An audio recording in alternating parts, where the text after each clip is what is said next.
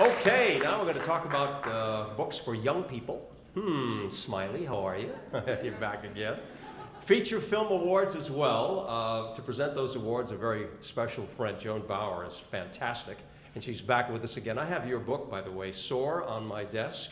I remember one of those books. You've written so many of them. She is a New York Times best-selling author. 13 young adult novels. 13, is that a great number? Lucky 13. And you're going for more. She has won 3 Christopher Awards, the Newbery Honor Medal, the Los Angeles Times Book Prize, and many more honors. Joan is also a screenwriter, by the way, and a songwriter for the new musical Girlhood, which premieres in Chicago, great city, this summer. She is currently working on her 14th novel, I love this, to be published sometime next year. It's an honor to welcome back a dear friend to this organization, a personal friend of mine, Joan Bauer, ladies and gentlemen. You know, Joan,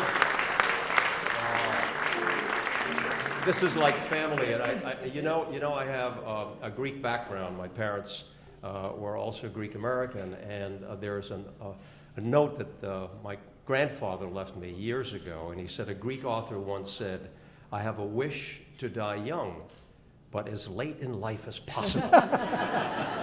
So when you're young at heart, right? That's right. When you feel that way, there is no age. Joan Bauer, ladies and gentlemen. Thank you very much. Well, I echo everyone how wonderful it is to be here.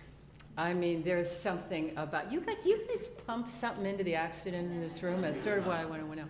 I just love some of my favorite events each and every year. And just, whenever I go home from a Christopher event, I always realize that any inclination that I have to give up is completely been ruined. Because if you can do that, you can listen to these extraordinary stories and the books and all that are being honored and actually think it's possible to give up. No, it just isn't. So we breathe it in. We indeed breathe it in. And congratulations on 70 years. Yeah. I'm told that when you're, yes.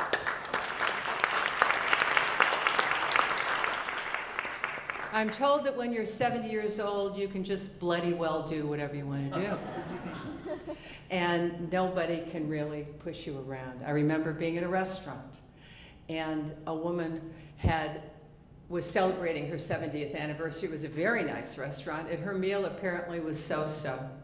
And she walked out the door, and she looked at the waiter, and she said, so, when did the chef die?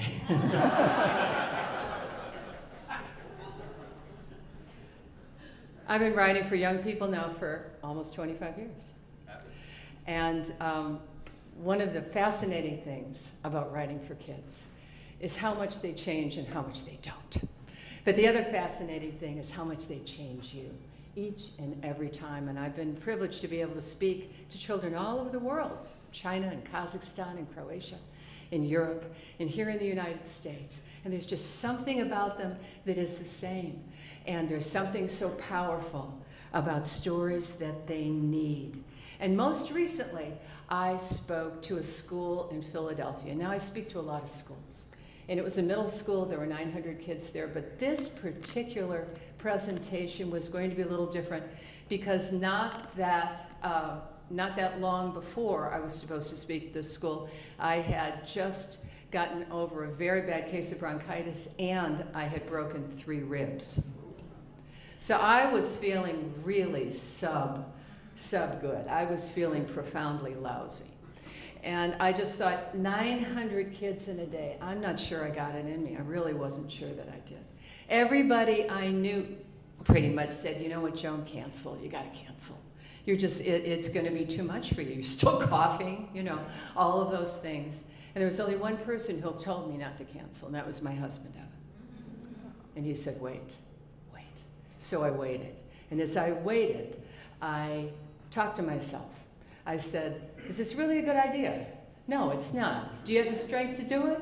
No, I don't. Might they run by you on your left side? Yes, they very well might. Might they knock you down? Yes, they might. Might you fail badly? Yes, you might. May they ask for the money back? Oh, yeah, they might. But then I realized, you know, no, I'm going to go. And I went. Evan drove me. And I remember walking into the school, and they had a very nice auditorium, and I thought that the librarian came up to me and she said, is there anything special that we can get for you? And I thought, well, you could have ordered me a hospital bed. You know, that might have worked. But anyway, there I was, and I was fairly certain this was going to be a very bleak experience because already I felt just stuff leaving me, you know? And then all of a sudden the kids started coming in. And one of the boys reminded me of a boy that I spoke to several years ago. He's 13 years old at another school. And he asked the last question of the day, which is a rather auspicious, you know, thing to do. And I remember that year so very, very well. And he was in the back, and I called on him. And the minute I called on him, he had a smear. A sneer that just went across his face. And I thought, oh man, I picked the wrong kid. He is going to lowball a question, and he's going to derail everything. But all of a sudden, his entire body language changed. He had this respect that came on his face. And he looked at me and he said, Mrs. Bauer, looking back over your life, is there one word that you would use to describe yourself? And I thought, oh man, I'm so glad I called on you. And I thought, oh man, do I want to give you that word. And not one word came to me. And I stood there, and he stood there, because he wasn't sitting down. He wanted that word from me. He needed that word.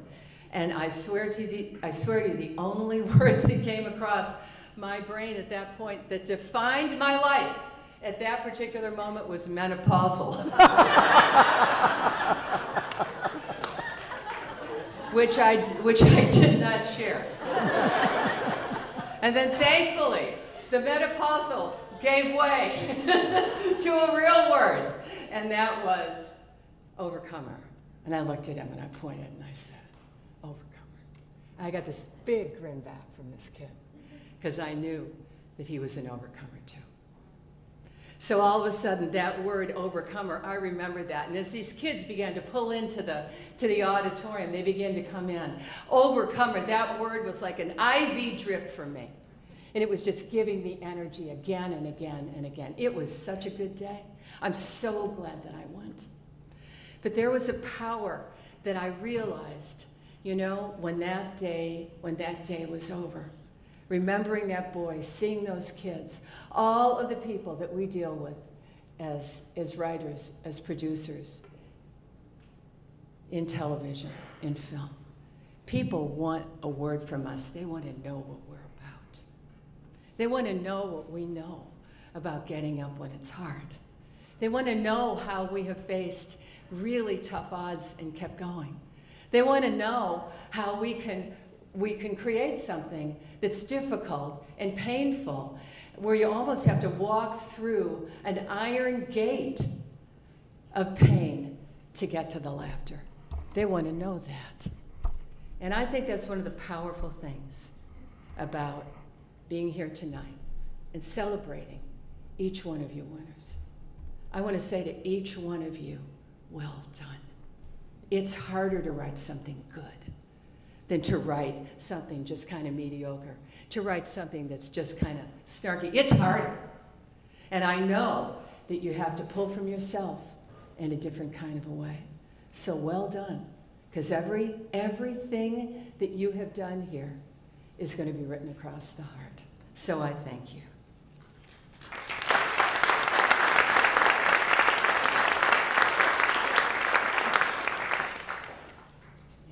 Kids' books. And now, the fun part. The awards for preschool and up. Eraser by Anna Kang, illustrated by Christopher Wyant, published by Two Lions, Amazon Publishing. In the competitive world of talking school supplies. I mean, who knew, right? I love this, where pencil and glue get all the glory. Eraser feels like she has no purpose. I love this so much. After all, she can't create anything herself. She's just the cleanup crew. But an unexpected adventure teaches Eraser that she produces second chances. after mistakes are made, and even her fellow school supplies come to recognize how much they need her. This delightful and pun-filled book was inspired by the author and illustrator's young daughter, and it offers a valuable lesson about appreciating each other's unique talents.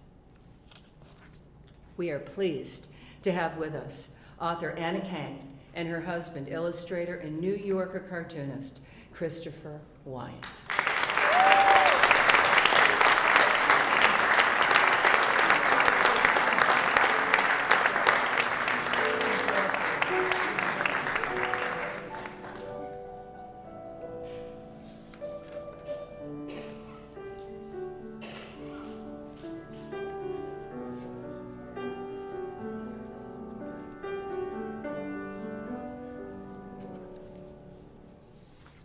For kindergarten and up, The World is Awake by Lindsay Davis with Joseph Bottom, illustrated by Lucy Fleming, published by Zonderkid's HarperCollins. While virtual reality might be gaining in popularity, this endearing picture book celebrates the incomparable beauty of the real world. As a young boy and his sister enjoy the great outdoors and a trip to the zoo, they come to appreciate the wonders of God's creation, from peacocks, panthers, and busy bees to sunshine, rainbows, and glorious trees. Author Lindsay Davis finds the spiritual aspect in all the things we might take for granted. She also reminds us the world is awake. It's a wonderful place, alive with God's power and glad with his grace. Please welcome the author of The World is Awake, ABC News correspondent, Lindsay Davis.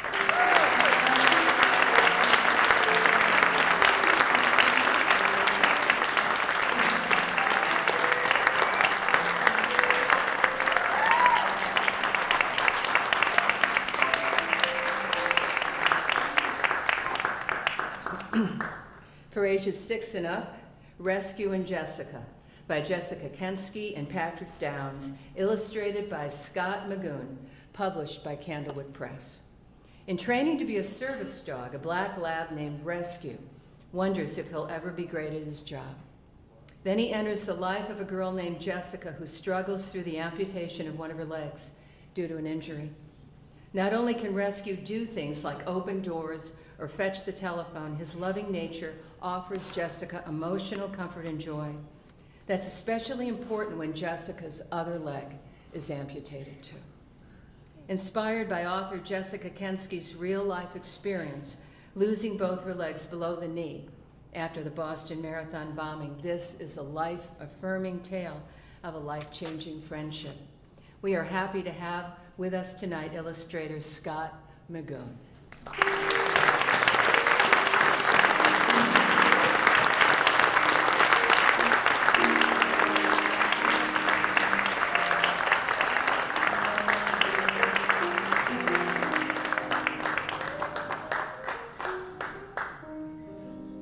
Now we have one special feature. The co-authors and spouses Jessica Kensky and Patrick Downs had planned to be here tonight with Rescue the dog, but they weren't able to make it, so they sent this video message, and let's take a look. Hi everyone, it's Jessica, Rescue, and Patrick. Here in Boston. We're actually at Rescue's house, as you can see, and we're so sorry we couldn't join you in New York City this time. We hope to meet you all soon, but we sent a very excellent representative, Mr. Scott Magoon, our illustrator-in-chief. We're very honored to have done this project as the three of us, and then with adding Scott to our mix, because it was all such a special and very meaningful and emotional project for us to work on. Rescue's obviously very delighted and very worked up about having received the Christopher Award. He's trying to channel his energy through me. We are so grateful for you honoring our human spirit, and we will do our part to continue on this very special tradition. Your award will be prominently displayed inside Rescue's house. He will curl up just like that on his bed and admire that trophy for many years to come. I think it was a great honor. Thank you all so much. Thank you.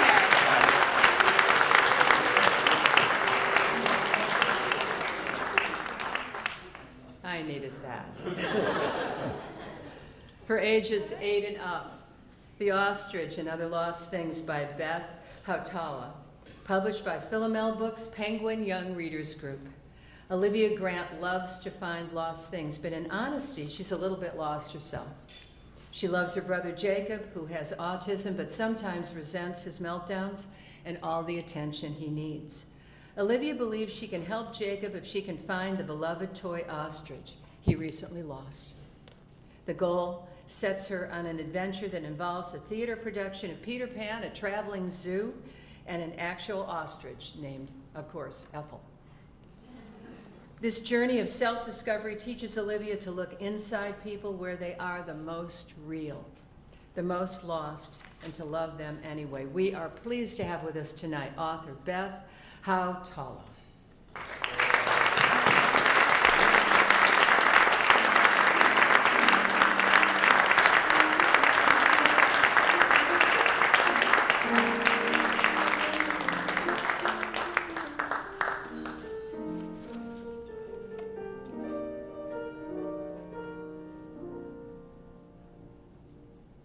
And for ages 10 and up, To the Moon by Jeffrey Kluger and Ruby Shamir, published by Philomel Books, Penguin Young Readers Group. Despite the fire that killed the crew of the Apollo 1 spacecraft in 1967, NASA knew that it needed to make some bold moves to win the space race against the Russians. So in December 1968, astronauts Frank Borman, Jim Lovell, and Bill Anders boarded Apollo 8. They became the first human beings to break free of Earth's atmosphere, successfully orbit the moon, and return home. In captivating detail, To the Moon recalls the bravery, ingenuity, and communal effort that it took to give America and the world our first views of the lunar surface and also our own planet. Please welcome the author of To the Moon, Time Magazine's Jeffrey Kluger, and co-author Ruby Shamir.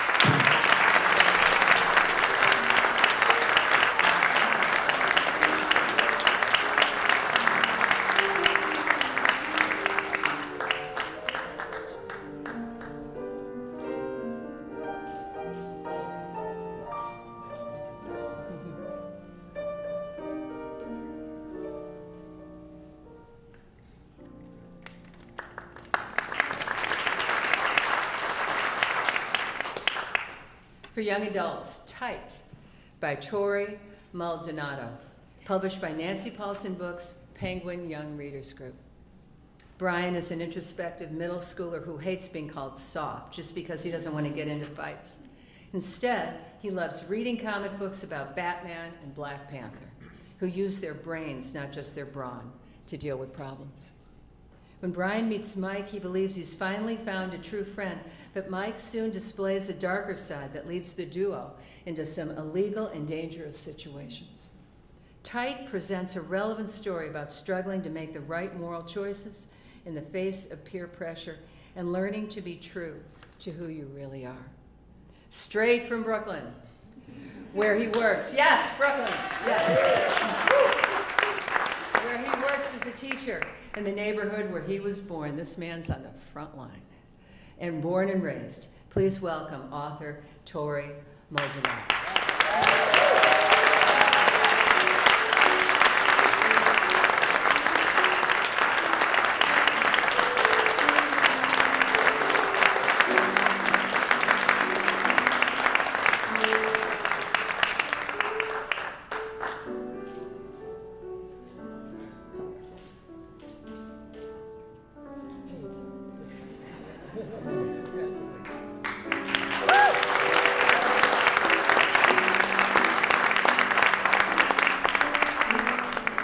And that completes the Books for Young People Awards.